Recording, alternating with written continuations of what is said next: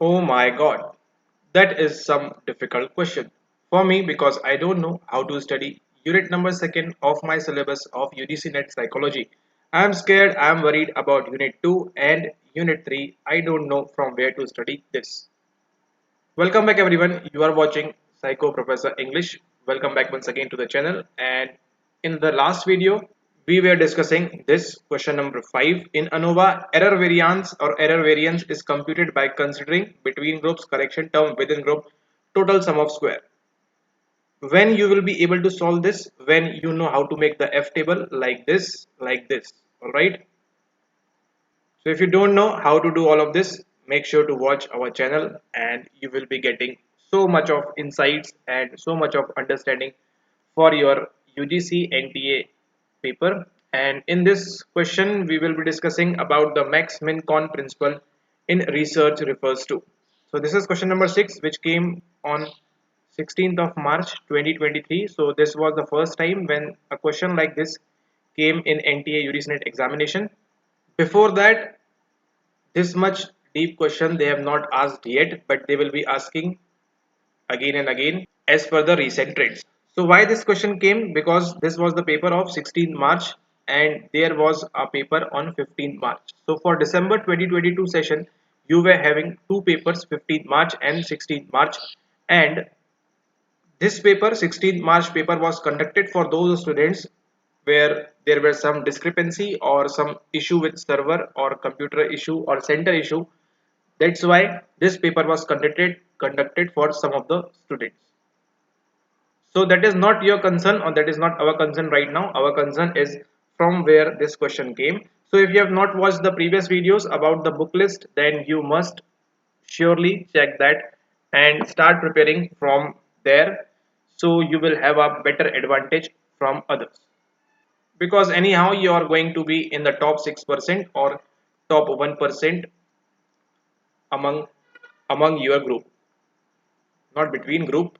All right, okay, so let's solve this question now. Max min con principle in research refers to maximization of extraneous variance, minimization of error variance, control of systematic variance, maximization of systematic variance, and same as it is. So you will be able to solve this question if you have a better understanding of unit number 2, or if you have read this line somewhere in the city or somewhere in those books.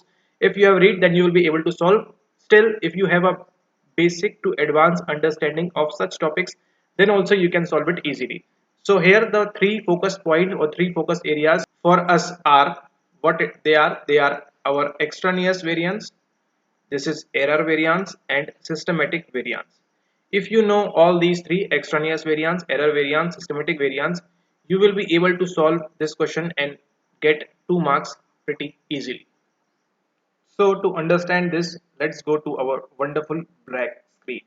So what we have to study as of now is the first of all systematic variance, then we have the extraneous variance, and then we have the error variance. Systematic variance, extraneous variance, and error variance, these three are very important while making a RD, that is our research design. So first of all, we will talk about, you know, these two things, that is a independent variable and dependent variable. So first of all, the question arises where we will find the systematic variance. So we call this as systematic variance also, or we called it as experimental variance also.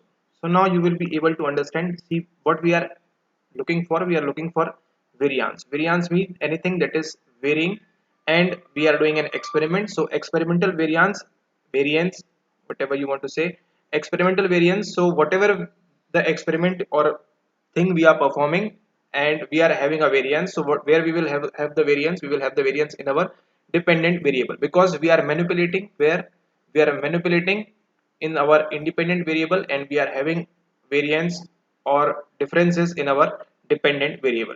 All right, so our experimental variance will be always in our dependent variable. Let's suppose we can take as an example as money and work. You can take this as independent variable and this as dependent variable, or vice versa. You can take this as independent variable or this as dependent variable. So the more work you do, the more money you will get. Alright, so let's suppose 2 hours, 6 hours and 8 hours. Here he or she is getting 500, 1000 and 1500. Alright, so here we are having clear differences, or we can say clear variances, which we called it as experimental variance.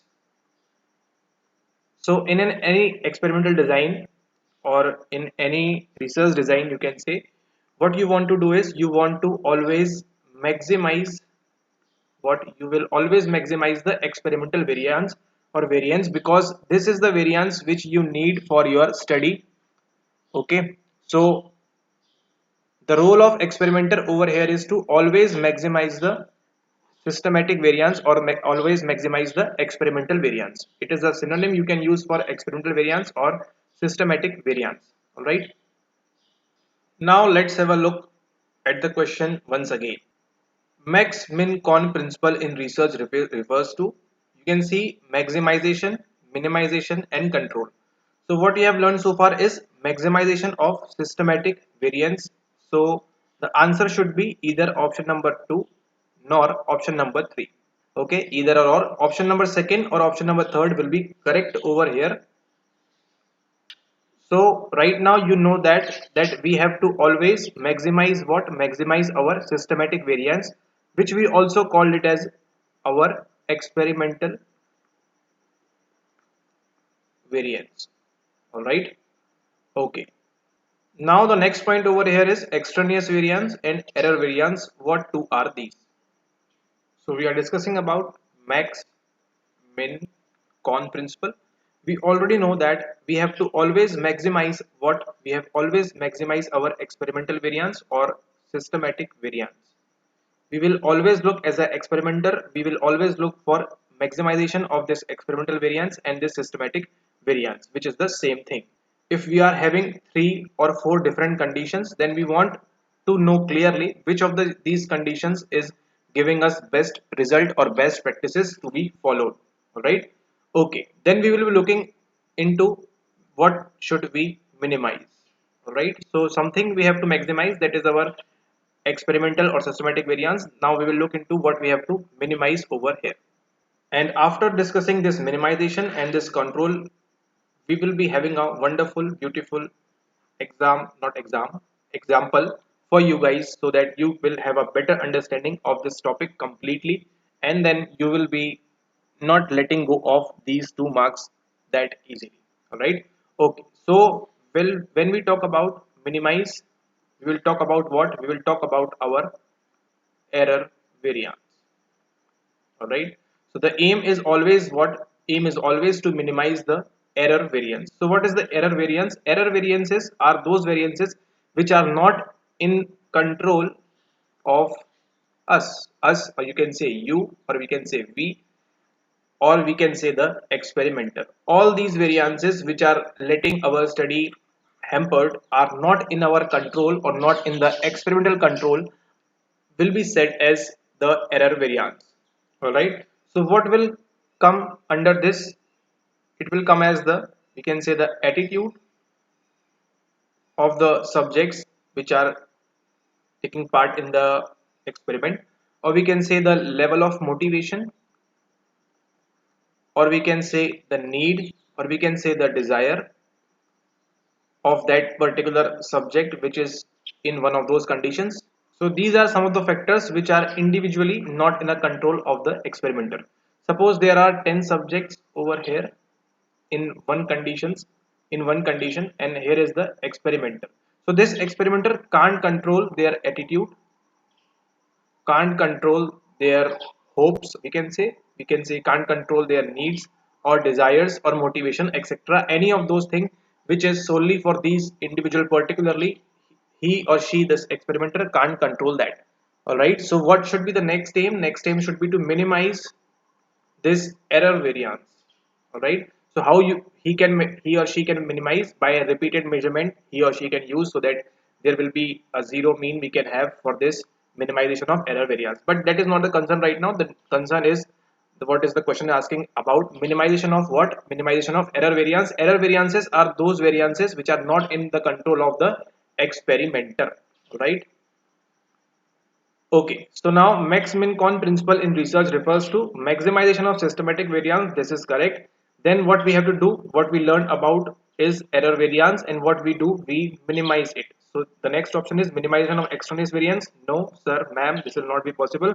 The only option possible over here is option number 3, maximization of systematic variance. As we change the conditions, we are having different results in our dependent variable, the amount of drug we are giving to certain conditions. Then we have the minimization of error variance. How we can do? We can use repeated measure design or something like that to minimize the error variance. And what we have going to learn, we are going to learn is the control of extraneous variance.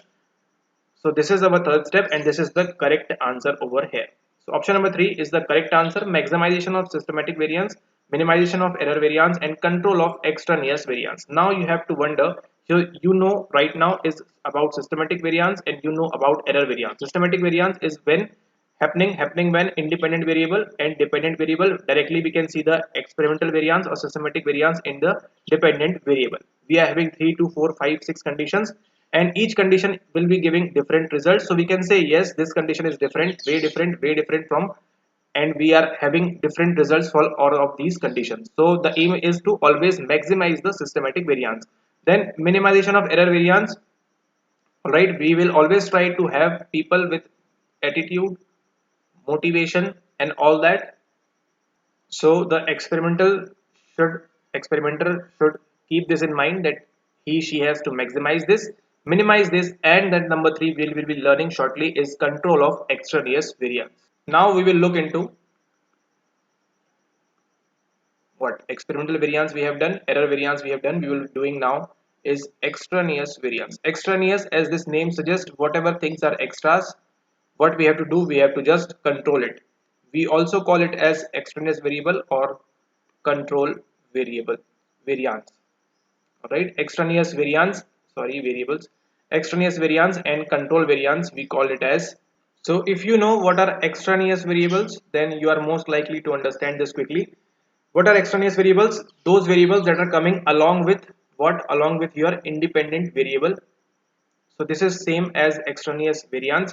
Whatever things are coming apart from your independent variable will be treated as this extraneous variance, which you will be having under your experiment. So what you have to do is you have to just simply control it. And how you can control is you can control by, you would have heard about balancing in a design. You would have heard elimination. You can do technique of elimination. You can do most probably randomization. With all these things you can control what? Just some of those things which you can control what? You can control your extraneous variance, or we can say the control variance. So that is, we are having our max min con principle. Maximization of systematic variance, that independent variable will affect dependent variable, but along with independent variable some other variables are also coming which are leading to what? Which are leading to extraneous variance. So what we have to do is we have to control this extraneous variance, and then what we have to do? We have to do is minimize the error variance. So let's now discuss this with an example.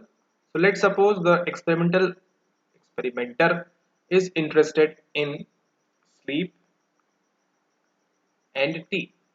The effect of tea on sleep, the experimenter has created a design. So for maximizing the systematic variance or your experimental variance, it is suggested that the more differences you are having in your experimental conditions, the more likely you are going to get your experimental variance, or you can say your systematic variance, high. We will discuss this shortly. So let's suppose the effect of tea on your sleep. So there are suppose 3 conditions that are morning, it is evening, and we can say night. So these are the 3 conditions in which subjects are used in these 3 conditions: morning, evening, and night. And tea is given to them, and then the experimenter wants to record the sleep time or the level of sleep, or the we can say the quality of sleep, whatever it is, up to that experimenter's own discretion. All right, so three conditions: morning, evening, and night. So he or she will be having high. Let's suppose after drinking tea in morning, a person sleeps for 3 hours on average. In evening, sleeps for, let's suppose, 6 to 7 hours on average, and let's suppose in night he or she sleeps around 11 to 12 hours. After that tea maybe, or after some drug maybe, whatever the experimenter is implementing in their study. So we are having three different conditions. So these we call as experimental conditions. I hope you all know this. So these three are experimental conditions, and there is huge differences, as you can see: 2 to 3 hours, 6 to 7 hours, and 11 to 12 hours. All right. So these three conditions, condition number 1, condition number 2, condition number 3, are way different from each other. So this is: the sun arises approximately 8 or 7 p.m. am, sorry. Here 5 to 6 p.m. the sun is, we are having the sunset, beautiful sunset, and in the night it is around 10 to 11 p.m. Alright, so all these conditions are different. So we are having different results over here, and what we are having high is our experimental variance. So that researcher can easily experimental variance, or we can say the systematic variance. So what we can say, that the experimenter is now having this experimental variance or systematic variance as what, as high. Why? Because he has or she has tried to maximize this. Let's suppose he would have given tea, or he or she would have given tea at 8 a.m., then 9 a.m., or we can say 10 a.m. Again, these three are three conditions: condition 1, condition 2, condition 3. But what you think is, you will not get that high differences between these three as you will be getting in that morning, evening, and night conditions. All right, so what researcher has tried to do over here is, they have maximized your experimental variance or systematic variance. Let's suppose another example. What you have, your unit test. In examinations you have your half yearlies, and then you have your year end examinations. All right, so these three are different conditions, and you will get different somewhat result. I hope you are getting, you are with me till now. So you will be getting different conditions, different results. But let's suppose after unit 1 you are having, in 2 days you are having unit 2. So it's pretty obvious that you will be scoring nearly the same marks. All right, so after half yearly, in 15 days you are having again a yearly examination. Let's suppose your yearly examination, half yearly examination, in a span of 15 days. So it's most likely that you will be scoring same on an average marks. All right, but what, there are different conditions, you will be scoring different marks based upon certain criterias. But for this example, I hope you would have known that what we need to do. So first of all, while conducting any design, if you in future conduct a design, so what you have to do, you have to keep in mind is maximize the systematic variance. All right, so you will have number of conditions. Try to make that conditions as different as you can, and then you will find out that your results are pretty good, because you will be having the experimental variance or systematic variance is high. Now we will talk about what? We will talk about the extraneous variance, or extraneous things, or control variance, you can say. We will talk about this now. So let's suppose the conditions in which this three conditions you are having: morning, evening, and then night. All right. So let's suppose there is a laboratory in which the subjects are taken. So in this laboratory, morning time 7 to 8 p.m. you can see hear the sound of metro or something. So that might lead to your result. All right, because they are sleeping less hours, because there is a little bit of noise. Then suppose here little noise, or you can say around 5 to 6 p.m. again somewhat noise is there. But in the night time there is no metro, no trains, no buses, nothing, and the level of sleep has increased to 11 to 12 hours. All right, because near around this laboratory, no metro, no trains, no buses, nothing is there. So you can say that what, that this extraneous variable, this noise is coming, which is coming from outside, is disturbing our study, right? It is disturbing our study. So what you can do is, you can take a,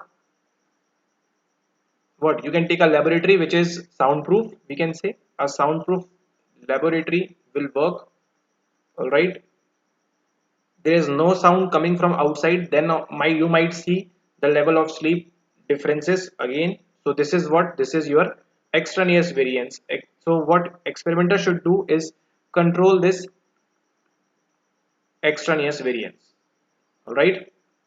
Okay, again there might be the subjects which you are having in your study might be of different ages, different sex. Let's suppose you have taken male, 50 female, and 50 transgenders. All right, 50 male, 50 female, 50 transgenders.